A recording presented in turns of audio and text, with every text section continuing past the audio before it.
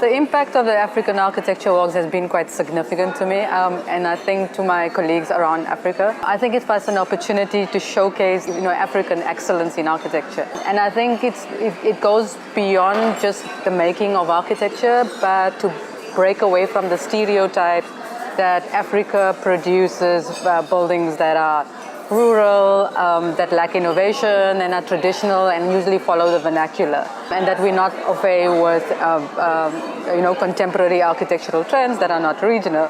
So I'm quite excited that here we got a chance to showcase the best of the best in Africa, to open up for new minds, to show what Africa and architecture is about, and that how that we're using with limited resources that we have, with this inbuilt innovation within that. I've actually been inspired by the diversity of what I've seen, particularly the emerging voices. It was a category for young students or those just beginning in their career, and the amazing insight that they have into topics that are quite relevant, from migration, creating a pit stop for immigrants moving from one place to the other, and what the future holds for issues and economic issues and major issues affecting us globally. That kind of thinking has been quite inspiring. I mean, they've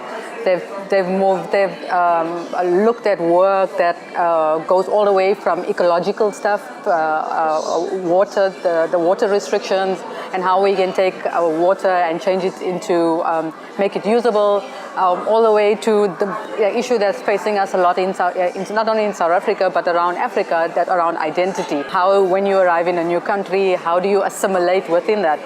Now, these are kind of issues that we as the older generation of architects have always been restricted in just creating objects in buildings and restricted our trade within that. And it's so inspiring to see young architects working in a multidisciplinary way, taking really relevant issues that are affecting us currently and impacting us currently, and making them into real work. So what it's done is that it shows us that there's so much hope in architecture and so much hope in the African perspective, that they're showing us the way into the future. I think the platform started not only just in the awards, the launch of the awards, but even just being on the jury, to get such a diverse jury that esteemed jurors from Nigeria, from Cote d'Ivoire, Cape Verde, South Africa. It opened up our minds into just this 5 people and the different perspectives that we brought to each other, so that challenging dialogue that happened within the jury in relation to the work says, this is the beginnings of something new, that we chatting, we getting different perspectives, and then reflecting that back onto the work was really saying that this is the launch of an exchange of ideas, of thoughts, and us understanding that each of us has innovative solutions, and we're sharing them.